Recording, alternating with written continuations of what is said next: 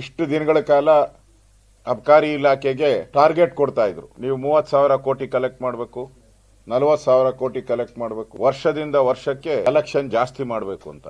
ಈಗ ನೋಡಿದ್ರೆ ವರ್ಷದಿಂದ 2.5 ವರ್ಷದಲ್ಲಿ ವರ್ಷದಿಂದ ವರ್ಷಕ್ಕೆ ಟಾರ್ಗೆಟ್ ವೈನ್ ಸ್ಟೋರ್ ಹರಾಜ್, CL7 ಹರಾಜ್, CL2 ಹರಾಜ್, ಬ್ರೀವರಿ ಹರಾಜುಗಳು ಆಗ್ತಾ ಇದೆ. ನಿನ್ನೆ ಲೋಕಾಯುಕ್ತ SP ಅವರು ಅಬಕಾರಿ ಇಲಾಖೆಯಲ್ಲಿ ನಡೀತಾ ಇರುವಂತ ದೊಡ್ಡ ಭ್ರಷ್ಟಾಚಾರದ ತಿಮಿಂಗಲವನ್ನ ಬಂಧಿಸಿದ್ದಾರೆ. ಸುಮಾರು 2.5 ಕೋಟಿಗೆ ಬೇಡಿಕೆ ಇಟ್ಟದ್ದು, ಒಂದೇ ಒಂದು ಲೈಸೆನ್ಸ್ ಬೇಡಿಕೆ ಇಟ್ಟು 25 ಲಕ್ಷ ರೂಪಾಯಿ ಲಂಚ ತಗೊಂಡವಾಗ ರೆಡ್ ಹ್ಯಾಂಡ್ ಆಗಿ ಸಿಕ್ಕಾಕೊಂಡಿದೆ. ನನ್ಗನ್ಸುತ್ತೆ ಇಡೀ ಸರ್ಕಾರ ಇವತ್ತು ಕಳ್ತನದಲ್ಲಿ ರೆಡ್ ಹ್ಯಾಂಡ್ ಆಗಿ ಸಿಕ್ಕಾಕೊಂಡಿದೆ.